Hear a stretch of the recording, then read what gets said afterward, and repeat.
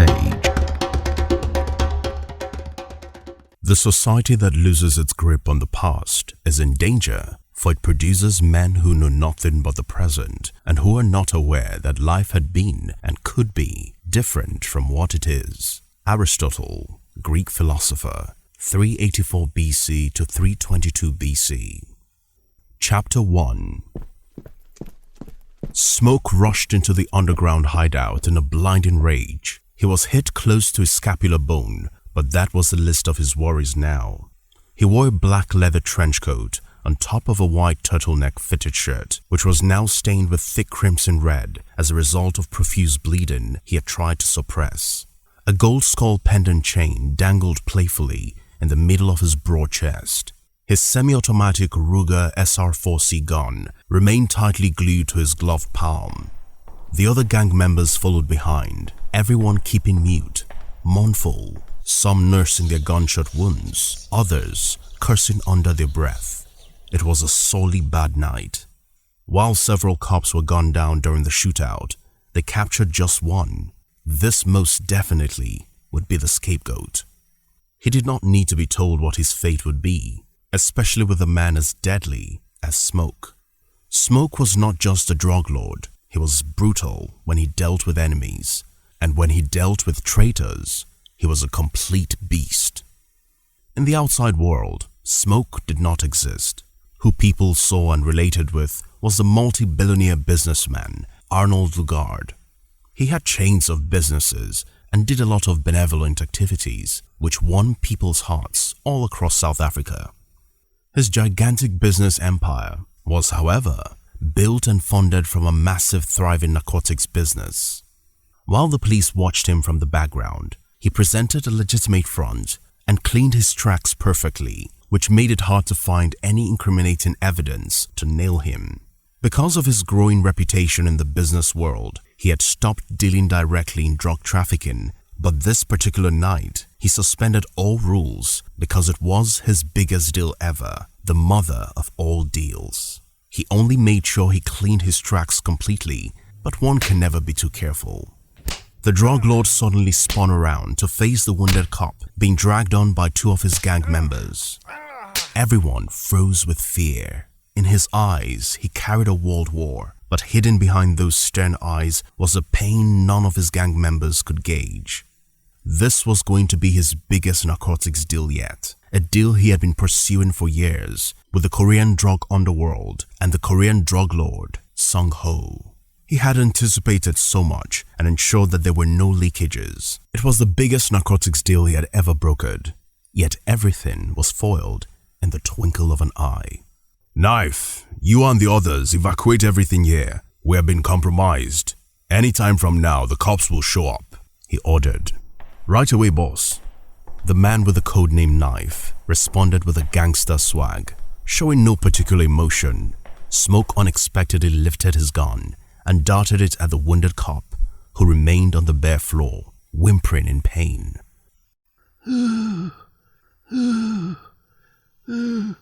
"I'm going to ask this once, and I will not repeat myself."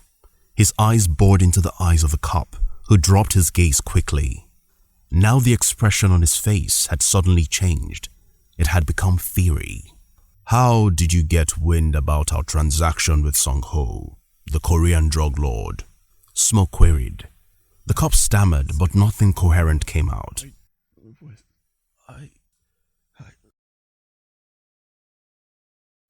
"I knew you were not going to talk, but trust me, I have this all figured out." The drug lord responded sardonically. "Cat Eyes!" he barked.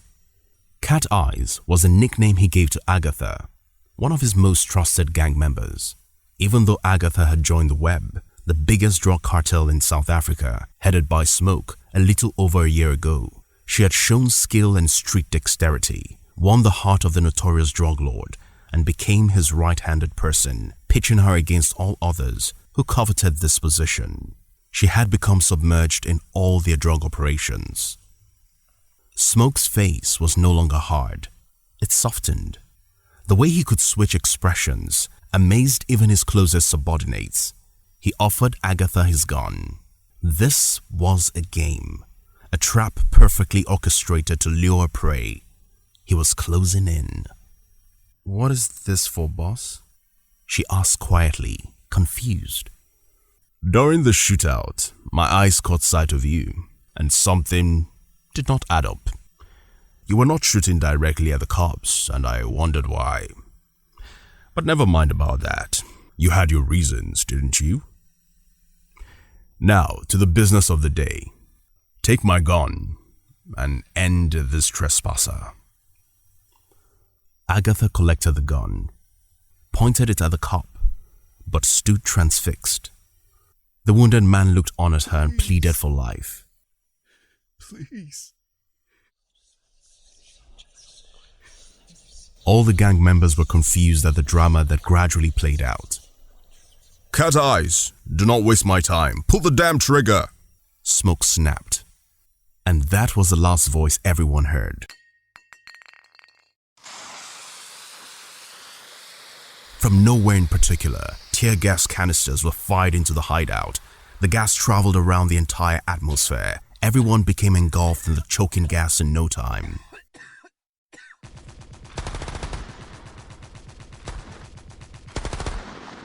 An endless rain of bullets followed suit.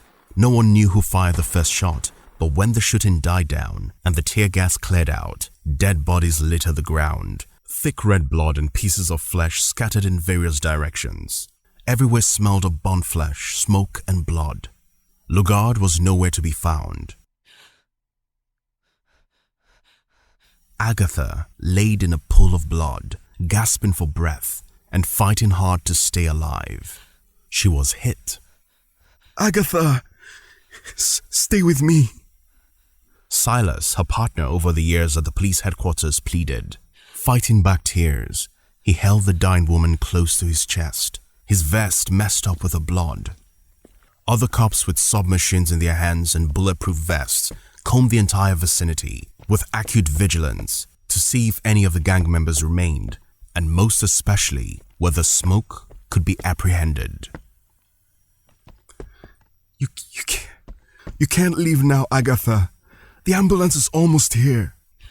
If you leave, what do you want me to tell your husband?" Silas continued. A couple of years ago, when Agatha was going to go undercover to join the web and find incriminating evidence to bring Arnold Lugard in, Agatha's husband was reluctant, but Silas assured him that Lugard was the biggest case yet in the Pretoria Police Province. If Agatha succeeded in bringing him in, this meant an instant promotion for her. Aside from other honors she would receive, she would become an instant hero. He told Agatha's husband and her twin boys, handsome 7-year-olds, that in no time, Agatha would be back with them, and that if they were still having doubts on this, they should pin her safety on him.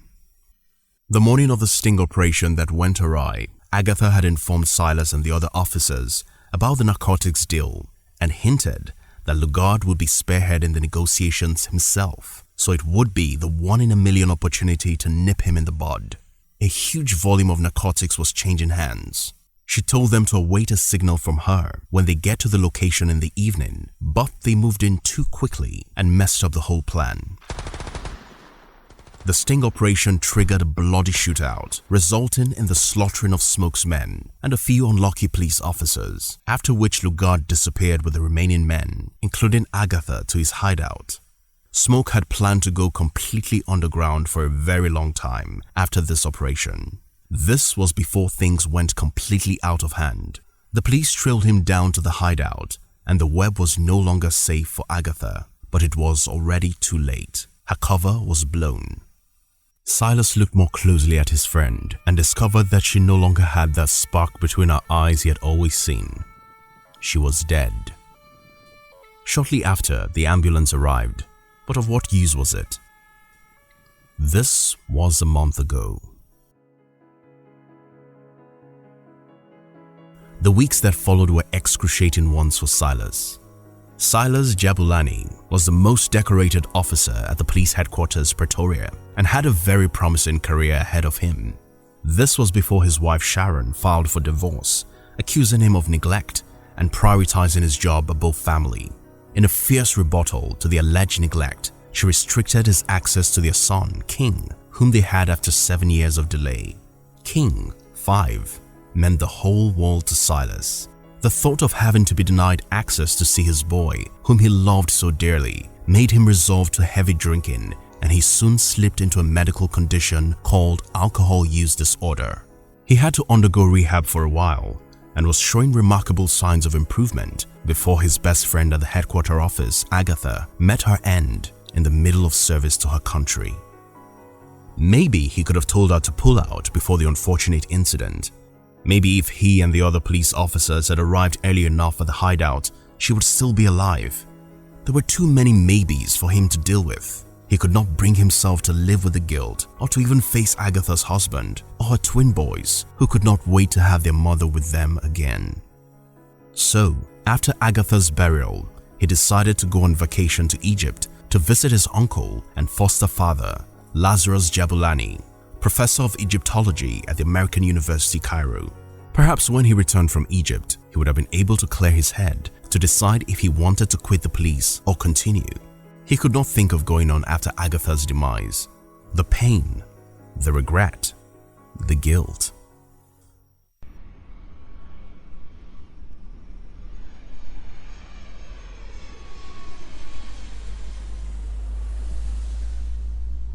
As the plane touched the runway at the Cairo International Airport, Silas shook his head a few times in an attempt to clear his mind of the unfortunate events of the past few months and try to look forward to having a refreshing time in Egypt, a land referred to as the gift of the Nile, the land of the pharaohs and 1,000 suns.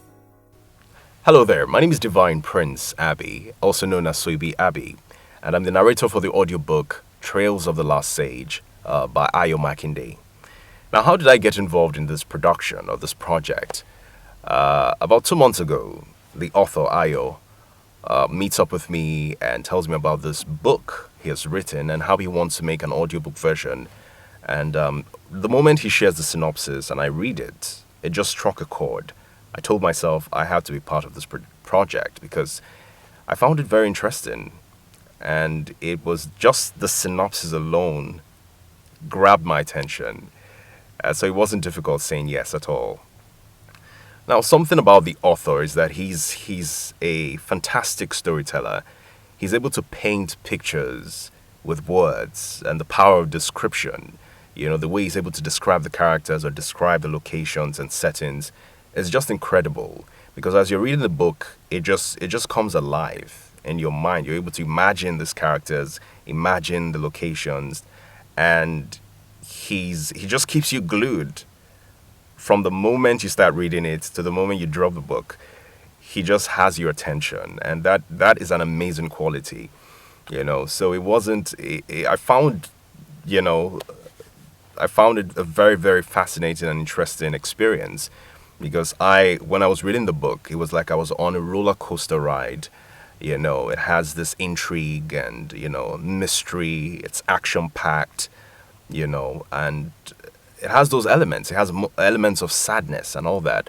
And I think that was my duty, to be able to capture all that into an audiobook and make it as real as possible and take listeners through that journey that I went through and even more, because it's also a dramatized audiobook. So you're not just listening to someone reading it. You're walking through the experiences of the characters, and if the door is being opened, you're hearing it. You're hearing chattering in the background and plates and spoons. If you're in a restaurant, you're hearing the car. You're hearing it.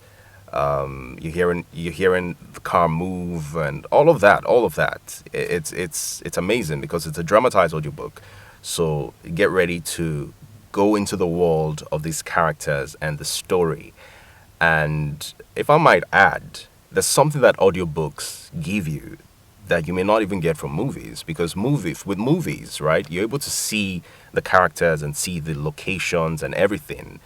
It's right there for you, so you don't have to use your imagination, right? But with audiobooks, especially the dramatized audiobooks, you're able to imagine because you're using just your ears to listen to it. You're not seeing. So what that does is that your mind's eye will paint the pictures for you, and you're able to imagine these characters and imagine yourself in these locations, and you're able to create an experience that is unique or peculiar to you, and that is incredible. Now, being not just the narrator but also the voice behind all the characters, playing all these characters with their unique personalities, their unique traits, unique experiences, right? I had to task my imagination. What did Sanura sound like? What did Farah sound like? What did Silas sound like, who's the main character? You know, and I had to, even though the author created these characters, I also had to do some creation of my own, creating what they ought to sound like based on what the author described in the book. And I found that challenging. It stretched me, but it was quite interesting as well. All right, so prepare to go on a roller coaster ride. Prepare to have your imagination awakened while you listen to this audiobook, to feel a range of emotions from sadness to joy to intrigue, and so many emotions will come alive when you're listening to this audiobook. So I look forward to sharing this work with you. Who is Ayo Makinde? Ayo Makinde is so many things rolled up into one person. To start with, I am an African storyteller. I am an author and writer. I'm a art director. I'm also an Afrofuturist. I'm a lawyer. I think let's just pause there. Okay, let me add this to it. I'm also a public speaker. I think that should do. Well, there's so many negative narratives when it comes to Africa. And I think one of my focus, one of my passion is to redefine the narratives when it comes to African storytelling. Uh, there's power in storytelling. That's one thing we cannot take away from it. So one of the things that I want to do, one of my aspirations is to be able to change the narrative through the power of storytelling. My current project is an historic African fantasy titled Trails of the Last Sage. That's my current project. When you mention Trails of the Last Sage, one of the things that rings in my mind is history and the power of history. What do I mean? Some time ago, that should be last month, I had the opportunity of speaking at the summit. And what was I to talk about there? I was to talk about African storytelling, empowering future Africa through the power of storytelling. So after I delved into African history and the power of African history, I was shocked after I finished speaking, and a lot of the creatives came to me and said they have never had anyone speak about African history the way I have. And I was like, what really is the problem? Because while they were in school, they took away history from the curriculum. They never learned anything about history. I was burdened. I was pained. And this is one of the things that I want to unveil when it comes to Trails of the Last Day. If I tell you, for instance, today Africa is seen as a struggling continent, but Africa was once a world power. How did I know this? Through history. And these are some of the things that we're going to learn in a very creative way from my new work, Trails of the Last Sage. One of the most challenging things for me about Trails of the Last Sage is that I had to delve deep into history. And while growing up as a child, one of the things that scared me away from history was that they said history was a boring subject. So when it came to Trails of the Last Sage, I had to employ the power of creativity, engage the instruments, the tools of crafting a story in an engaging way to tell a very engaging story. In Trails of the Last Sage, I had to go into the contradictions of history. And then I also had to go to the depths of history. Yeah, I created a story, but the theme and what the story revolves around majorly has to do with history. And then, of course, we can now be talking about history. How does history contradict itself? What exactly is history? There's a saying that people, when they fail to learn from history, history creates itself. History repeats itself. How true is that? No. So majorly those are the my vocal points in Trails of the Last Sage. I think the reception has been awesome and fabulous, majorly because it's really rare for you to delve into African history in a very conceptual way. And I think that was one of the things that wowed people, that I'm able to handle an historical subject in a more contemporary way. The reception has been awesome. People have been wowed by the depth of the creativity and also the depth of the details when it comes to um,